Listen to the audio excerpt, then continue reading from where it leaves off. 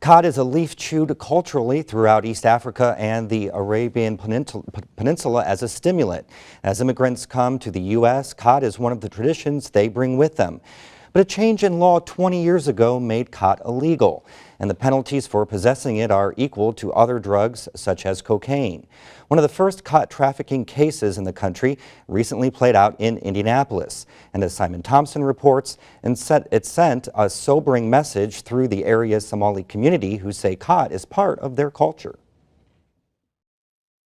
Khat is a lot like chewing tobacco. You chew up a handful of khat leaves and pack it into the inside of your cheek for a mild buzz. It can also be brewed into a tea and has been a tradition for centuries in East Africa, where Islamic law forbids drinking alcohol. Indiana University professor of African folklore John Johnson spent 8 years in East Africa. He was brought into the Indianapolis case to talk about how khat is used to interact socially. He compares Somalis chewing the leaf to Americans drinking coffee. They have little bowls of sugar around because khat is putrid bitter. And they chew khat and they talk about politics. And they talk about other issues of social interest.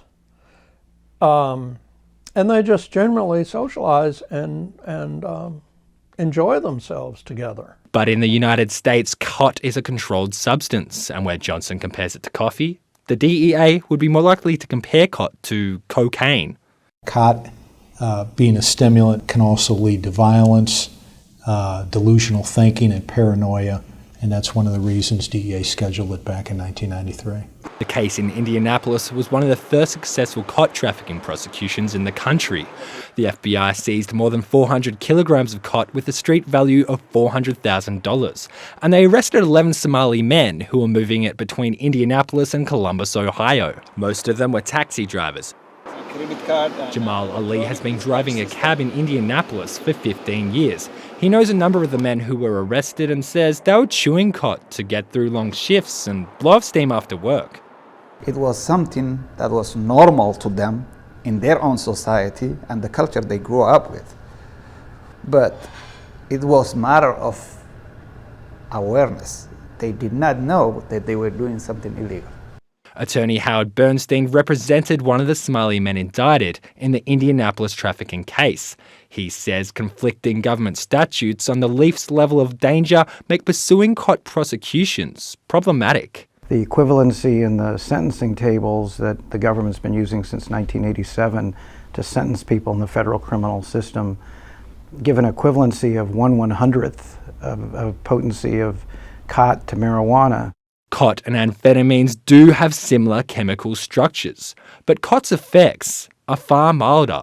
You would have to pack more than 4 pounds of the leaf into your mouth to chew out a dose equivalent to a single line of cocaine. I forget how many officers, FBI officers, testified they came from various places around the Midwest working on this case. Local police. I mean, I don't know what the government spent on the case, but my guess is that the figure is into 7 figures. And it probably isn't worth that kind of prosecution and for that kind of resource. The resources are better spent elsewhere. Bernstein worries that a cultural tradition has been criminalised. Somalis have been afraid to come back to this Indianapolis coffee shop since the case revealed the FBI was surveilling the area and tapping customers' phones. The case in Indianapolis didn't show the men were involved in any other criminal activities. But that hasn't been the case in cities with larger Somali communities. Trying to make it look like it's a big drug, and that was not the case at all. Because khat has been pushed onto the black market, the FBI says it's often linked to money laundering and violence. Most of the men convicted in the Indianapolis case were sentenced to about a year in jail plus probation. But the effects have been far further reaching. I know this latest arrest of some of our community members had very devastating effect for some families. The majority of the convicted men aren't American citizens, and with a felony drug conviction, they and their families are on the register to be deported.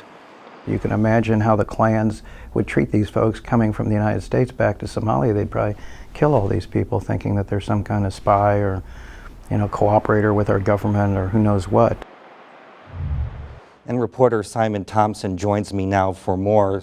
Simon, in Indianapolis, the Somali community is largely made up of refugees that fled the Civil War. But now there's some question on whether or not those members of the community and family members will actually be deported back to Somalia.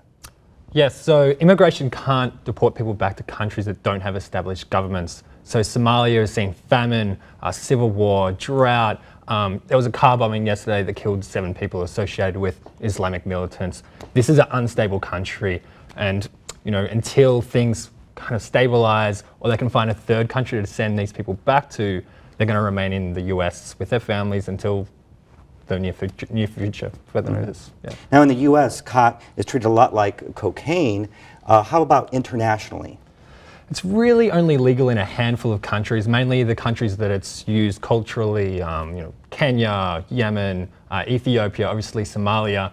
But Canada, it's illegal, most of Europe. 2 countries have been on the tail end of that trend in Europe, the United Kingdom and the Netherlands. These are countries where cod has been often pushed through on its way to America. Most of the cod that comes into America goes through one of these 2 countries. So with the United Kingdom having their ban early next year and the Netherlands ban earlier this year, the DEA is expecting to see a lot less cod in the United States. Well, now how about medically? On a medical level, this is kind of the problem with these kind of cases. Science isn't really that clear on exactly how cod is, what the problems with it is. On some levels it's associated with violence, but other studies have put its psychological dependency and physical dependency not only lower than heroin or cocaine, but lower than common legal substances like tobacco and alcohol. Thank you, Simon, for your report today.